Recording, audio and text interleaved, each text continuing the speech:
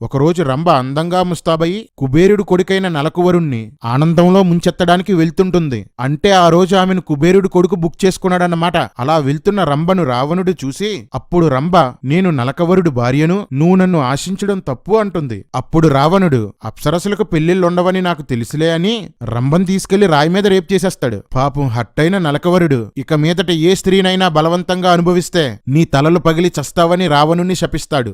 ఓ రంభ, ఏమత్తా మామ రావణాసురుడు గుర్తున్నాడా? చాలే ఊరుకో.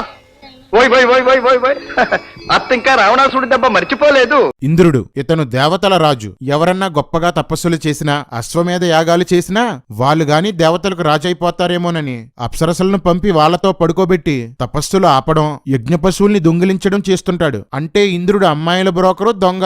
దాంతోపాటు భూమి మీద ఏ అందగత్తె కనిపించినా ఆమె భర్తలా మారువేషంలో వెళ్లి ఫసక్కనమాట. దేవేంద్ర, నీలాగా దొంగచాటుగా కొంపల్లో దొరకటం, గోడలు దాటం నాకు అలవాట్లేదు. ఏమన్నావు? నేను గోడలు దూకానా? ఏ అబద్ధమా? అలనాడు గౌతముని భార్య అహల్యను ఏం చేశాం? ఆమె భర్త రూపంలో ఆశ్రమంలో ప్రవేశించి ఆమె మానభంగం చేయలే? నీలాంటి స్త్రీలోలునికి, కామాంధునికి ఈ స్వర్గాధిపత్యమా? సిగ్గుచేటు. ఆ కుర్చీ ఎవడు ఆక్రమిస్తాడోనని నీకు భయం, అధికార వ్యామోహం. అందుకే భూలోకంలో ఎవరైనా తపస్సు చేస్తూ ఉంటే బ్రహ్మదేవుడు ఎప్పుడు ప్రత్యక్షమై వరాలిస్తాడో, ఎప్పుడు నీ పదవి ఊడుతుందోనని భయపడి మంచి మంచి ఆడపిల్లల్ని, వయసులో ఉన్న వాళ్ళని ఏరి కోరి వాళ్ళ తపోభంగం చేయటానికి భూలోకానికి పంపిస్తావా?